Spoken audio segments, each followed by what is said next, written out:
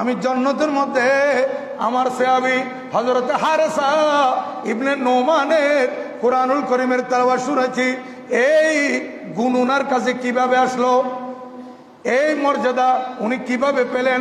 উনি জমিনের মধ্যে আছেন আর উনার তেলাওয়াত আমি জান্নাতের মধ্যে শুনতেছি। এই মর্যাদা উনি কিভাবে লাভ করলেন জানো? কাযালিকুমুল বীর, কাযালিকুমুল বীর।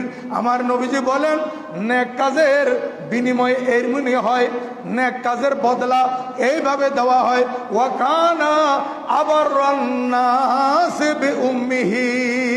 আল্লাহর নবী ইরশাদ করেন, ও আমার সাহাবায়ে কেরাম শুনো, উনি যে মর্যাদা, এই রুতবা, এই পজিশন পেয়েছেন, উনি জমিনে থাকবেন, ওনার কোরআন শরীফের তেলাওয়াতের আওয়াজ জান্নাতে শোনা যাবে।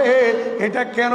যেহেতু সমস্ত মানুষের মধ্যে উনি মা বাবার প্রতি বেশি সদাচরণ করতে।